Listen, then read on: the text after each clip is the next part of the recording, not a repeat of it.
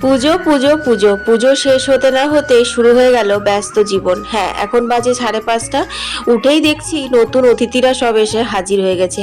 আঁচিরে পাঁচিরের চারিদিকে একদল হনুমান বাচ্চা টাচ্চা নিয়ে বসে আছে। কেন জানো? কারণ গেটের সামনে কুকুরগুলো আগলে আছে, ওদিকে যেতে দেবে না।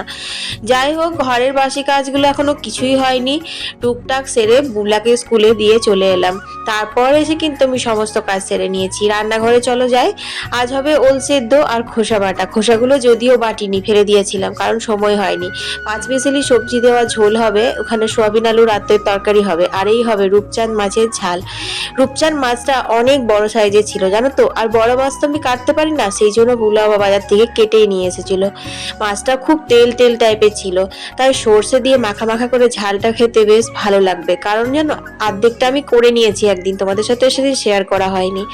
যাই হোক, এখানে ফিল্টারে জল খেতে গিয়ে দেখি জল বাড়ন্ত হয়ে আছে, তাই ফিল্টারে 2 বালতি জল ঢেলে দিলাম। এদিকে সবজি দিয়ে বেসনের বড়া দিয়ে এই ঝোলটাও কিন্তু নিরামিষ খেতে ভালোই লাগে। ওটা নামিয়ে লাল শাক ভাজা চাপিয়ে এখানে কলের বাড়তি জলগুলো নিয়ে নিলাম। তারপরে এসে দেখি লাল শাক থেকে অনেকটা জল বেরিয়েছে। তো এই শাকটা আমি খুব শুকনো শুকনো করে ভাজি না, একটু জল জল করেই নামাই।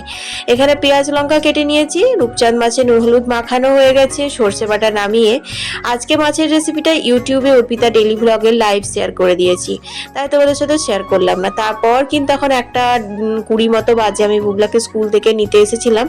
আজকে আকাশটা যেন খুবই সুন্দর লাগছে, ঝলমলে রোদ বেরিয়েছে তো, আর নীল আকাশে সাদা সাদা তুলোর মতো মেঘ ভেসে যাচ্ছে।